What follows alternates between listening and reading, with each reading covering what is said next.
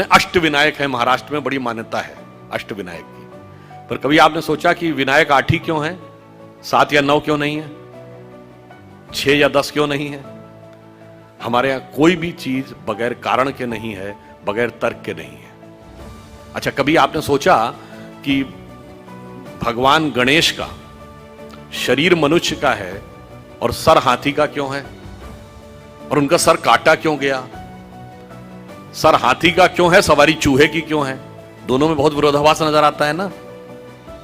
और उसके बाद यदि हाथी का सर है तो उनको एक दंत क्यों कहा गया? हाथी के तो 2 दांत होते हैं, तो फिर एक ही दांत क्यों है? और अगर एक ही दांत रहना था तो एक ही दांत होना चाहिए था उनकी मूर्ति में, वो दूसरा दांत टूटा हुआ क्यों है?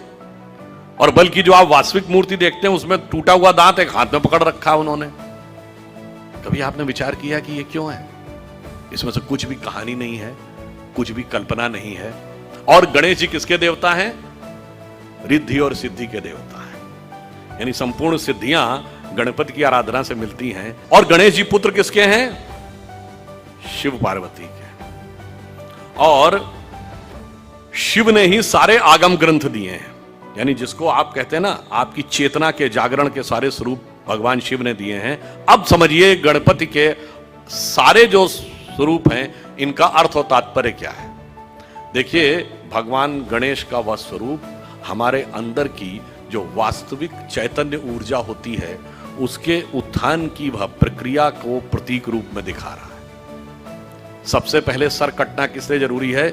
वह आप अंदर की यात्रा करके अपनी कुंडलनी शक्ति को तब जागृत कर सकते हैं जब पहले आप अपने अहंकार को नष्ट करने में सफल होते हैं। तो आपका सर कटने का स्वरूप प्रतीक ये है। दूसरा, हाथी का ही सर क्यों है? क्योंकि हाथी की जो सूंड है, और आपने देखा होगा हमेशा गणपति की सूंड इस दिशा में यूं है, कभी ऐसे नहीं है। क्यों?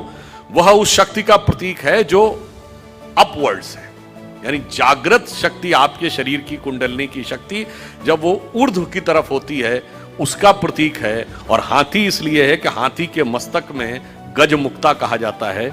माना जाता है कि हाथी के यहां मस्तक में एक मुक्ता है तो वो ब्रह्मरंध्र का प्रतीक है।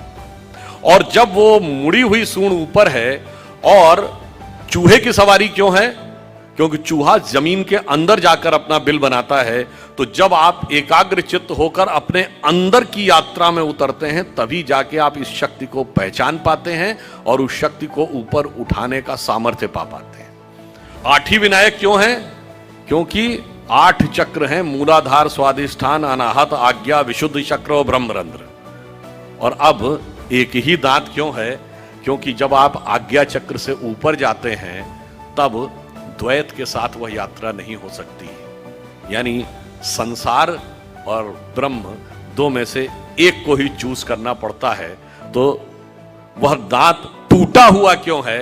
तो संसार के साथ उस संबंध का विच्छेद करना पड़ता है, उसे तोड़ना पड़ता है, इसीलिए टूटा हुआ दांत हाथ में रखे हुए हैं। फिर आगे की यात्रा जाकर जब ब्रह्मरंध्र तक मिलती है तो समस्त रिद्धियां और सिद्धियां आपको प्राप्त होती हैं। यह उसका प्रतीक है।